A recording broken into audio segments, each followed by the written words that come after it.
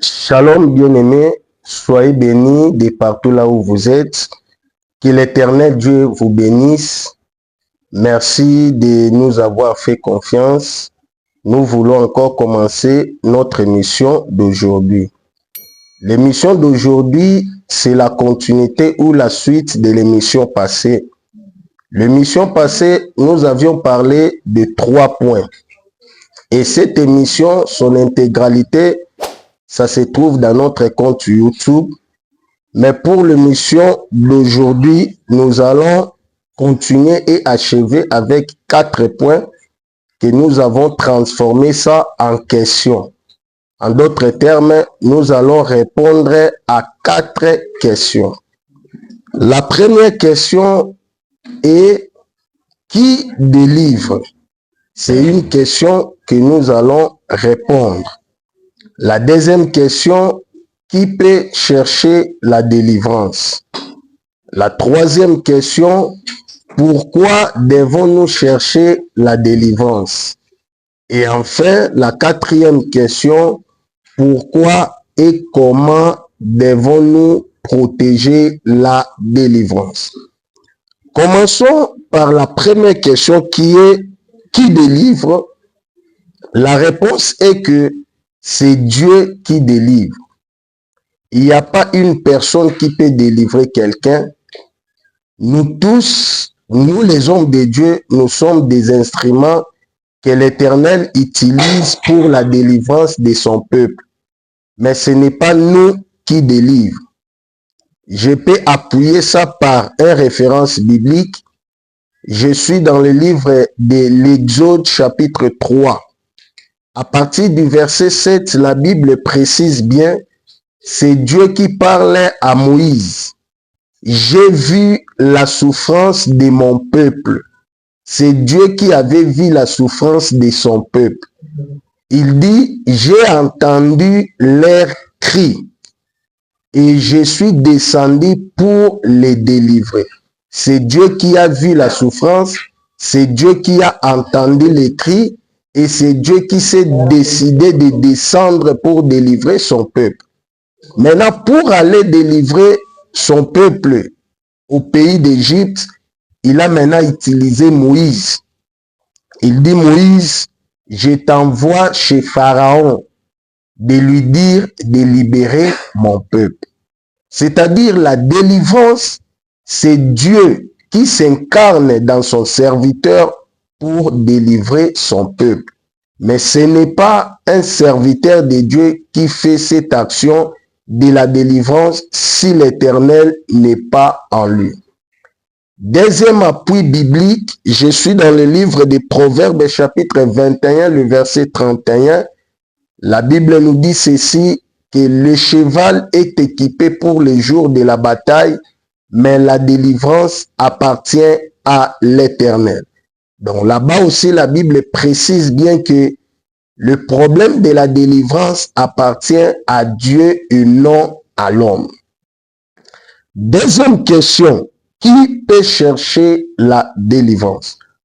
La réponse est que tout le monde est censé de chercher sa délivrance. Que tu sois enfant de Dieu, serviteur, servante de Dieu, ministre de Dieu, nous sommes tous censés de chercher sa délivrance. Personne ne peut dire que s'il n'est pas délivré, il peut bien servir Dieu. Servir Dieu sans être délivré, tu vas commettre beaucoup d'erreurs. Si l'Éternel Dieu, Christ, qui est notre Dieu, avait aussi cherché sa délivrance, pourquoi pas nous? Lorsqu'il s'est retrouvé en Gethsémane, il s'est éloigné un peu avec ses disciples pour prier. Et pendant qu'il priait, il a dit au Seigneur que Père, si cela est possible, tu peux éloigner cette coupe devant moi. Le fait de demander que Dieu éloigne la coupe, c'est ça, Christ avait demandé sa délivrance. Mais pourquoi Christ ne pouvait pas être accordé par cette délivrance? Parce que c'était le chemin obligé pour lui de passer par là pour notre salut. C'est pourquoi il a fini de dire que laisse que ta volonté soit faite. Deuxième personne dans la Bible qui avait aussi cherché sa délivrance, c'est la personne de l'apôtre Paul. Un jour, il a déclaré en disant, « Misérable que je suis, qui me délivrera de ces corps de la mort ?»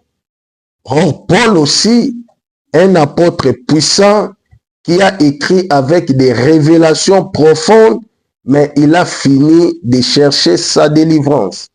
Maintenant, je vais prendre la troisième personnalité et je vais lui prendre non pour montrer qu'il avait cherché la délivrance, mais je vais démontrer les conséquences de ne pas être délivré.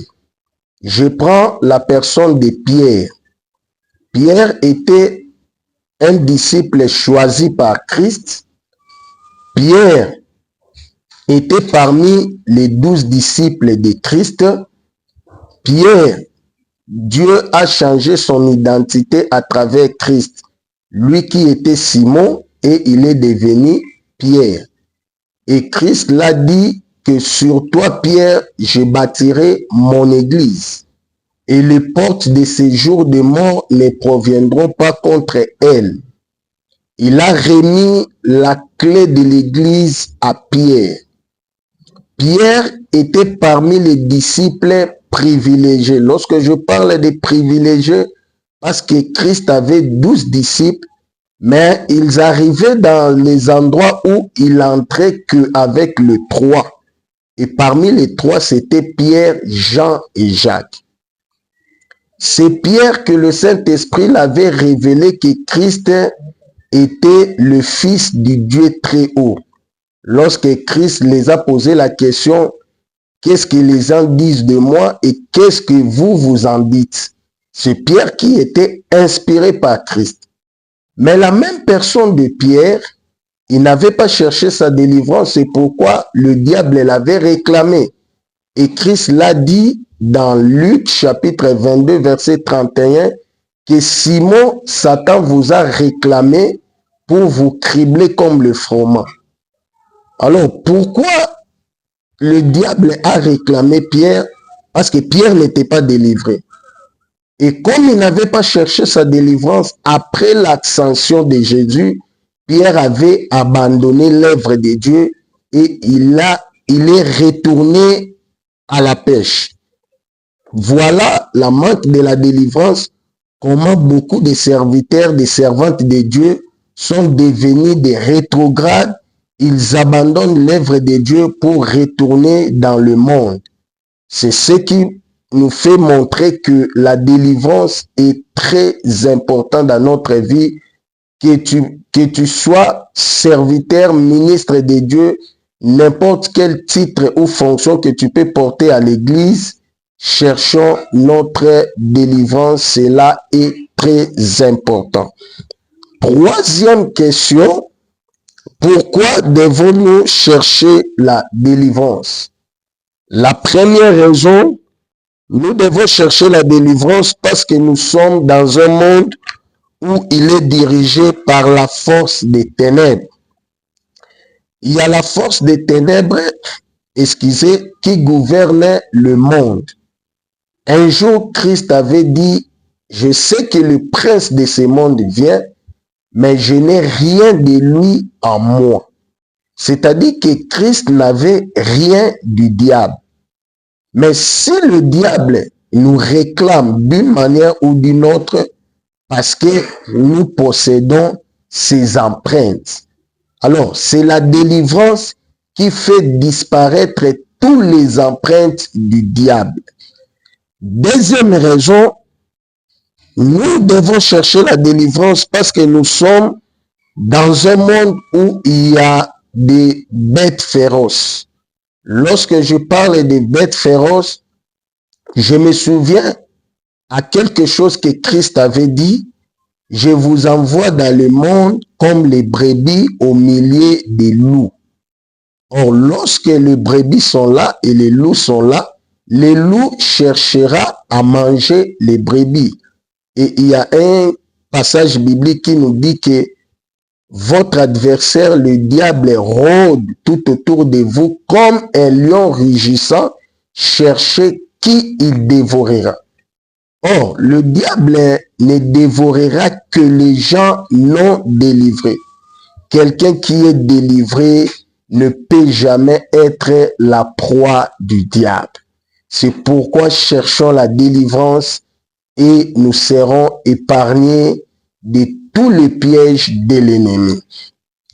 Troisième raison qui peut nous demander à chercher la délivrance, c'est à cause de nos origines.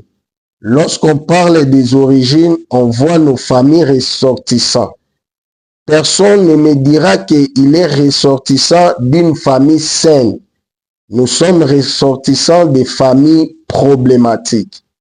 Si pas nos parents sont problématiques, nos arrière-parents peuvent l'être ou les arrière-arrière-parents. Alors, il nous faut vraiment la délivrance pour être épargné de cela. Et si je peux prendre les conséquences du sang par rapport à l'origine, je peux parler de Abraham, je vais parler d'Isaac et je vais parler de Jacob. Je vais parler de ces trois personnages pour montrer les conséquences que nous héritons à travers les sangs hérités de nos parents. Abraham, avec sa femme Sarah, Sarah était stérile. Et après avoir Dieu les visité, elle a eu un enfant de la promesse qui s'appelait Isaac. Et comme Sarah n'avait pas cherché la délivrance, et lorsque Isaac était grandi, Abraham a envoyé quelqu'un pour aller chercher la femme pour son fils. Mais le critère que Abraham avait donné à Eliezer de Damas était tombé à une femme, Rebecca. Et la Bible dit Rebecca aussi était stérile. Et après l'intervention de Dieu à travers la prière de son mari Isaac, Rebecca a eu les enfants. Et après Rebecca a enfanté Jacob et Ésaü. Jacob aussi à son tour, elle a cherché la femme et son amour était tombé sur Rachel. Mais Rachel que Jacob aimait beaucoup était aussi stérile. Maintenant, essayons d'analyser ensemble. Pourquoi toujours les femmes stériles? Parce que ces liens-là, ils ont hérité ça à travers les sangs de sa maman pour Isaac et les sangs de sa grand-mère pour Jacob. C'est pourquoi nous devons chercher la délivrance afin de détruire toutes les empreintes maléfiques que nous avons héritées à travers le sang venant de nos parents. Et la quatrième question pour chuter dans notre émission d'aujourd'hui, pourquoi et comment garder la délivrance? Je commence par pourquoi garder la délivrance. Pourquoi nous devons garder la délivrance? La première raison, c'est dans le livre de Luc chapitre 11, le verset 24 jusqu'au verset 26. La Bible nous dit ceci. Si l'esprit impur sort dans un corps, il va aller chercher les lieux du repos, mais il n'en trouvera point. Il se dira, je vais retourner dans la maison où je suis sorti. Et en retournant, il trouva la maison balayée et ornée. Et il dit, je vais aller chercher cet autre esprit plus méchant que moi. Et ils seront maintenant à 8, ils vont retourner dans la maison et la Bible précise que la condition de la personne sera plus pire qu'auparavant. Maintenant, lorsque la Bible dit que la maison est balayée, c'est-à-dire que cette maison était sale et on a balayé pour enlever toutes les saletés. C'est ça la délivrance. Maintenant, lorsque la Bible dit que la maison est ornée, c'est-à-dire après la délivrance, l'Éternel investit des choses en nous. On peut parler des talents, on peut parler des dons, on peut parler des promesses. Et le diable maintenant ne sera pas d'accord. Il cherchera à retourner pour détruire tout ce que Dieu a investi en nous. Imaginons que quelqu'un avait 5 démons et il a maintenant cherché le renfort de 35. Ils seront maintenant à 40. Et à 40, là, la condition de la personne sera plus pire qu'auparavant. C'est ça la première raison que nous devons garder bien notre délivrance. La deuxième raison, c'est la fragilité de la délivrance. Lorsque je parle de la fragilité de la délivrance, c'est-à-dire la délivrance est tellement faible. Tu peux fournir beaucoup d'efforts pour l'en avoir, mais dans un clin d'œil, tu peux perdre ta délivrance. Je vais illustrer ça par un exemple. La recherche de la délivrance, je prends ça comme la construction d'une maison. Pour construire une maison, tu vas engager beaucoup de dépenses, tu vas prendre beaucoup de temps, peut-être 1 année, 2 ans pour construire la maison, avec tous les moyens que tu vas mettre en jeu. Mais la destruction de cette maison, ça ne va pas demander beaucoup de temps. Dans moins de 30 minutes, on peut faire écrouler une maison en étage. Voilà pourquoi nous devons conserver notre délivrance, parce qu'on peut fournir beaucoup d'efforts par des jeûnes et prières pour chercher la délivrance, mais dans un clin d'œil, on peut perdre cela. Et enfin, pour terminer, comment conserver la délivrance? Première piste, il faut que la personne donne sa vie à Dieu. Il faut que la personne donne sa vie à Dieu, c'est-à-dire que il faut que la personne se convertisse réellement. Dans le livre d'Apocalypse chapitre 3, le verset 20, Dieu est en train de dire, je me tiens à la porte et je frappe. Si quelqu'un attend ma voix et ouvre, j'entrerai. Et lorsque quelqu'un est en train de frapper à la porte, on ne va pas entendre la voix, mais on va entendre les sons de la manière dont il est en train de toquer. Mais la voix que la Bible est en train de parler, c'est la voix de la parole de Dieu. C'est pourquoi il y a un verset biblique qui dit, si tu attends ma voix, n'endurcissez pas ton cœur. Alors, il faut donner notre vie à Dieu.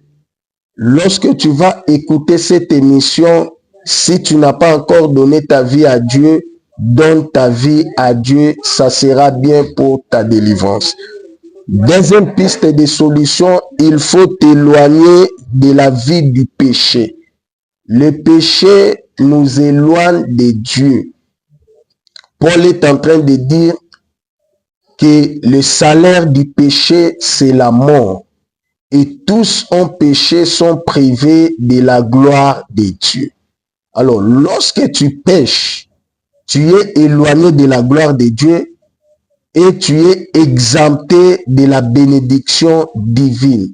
C'est pourquoi éloignons-nous de la vie du péché pour bénéficier de la grâce de Dieu. Troisième piste de solution, nous devons demeurer dans la vie saine, la vie pure. Marcher dans une vie de la sanctification et de la crainte de Dieu. En craignant Dieu, la délivrance sera possible. Mais en marchant dans l'impureté, la délivrance ne sera pas possible.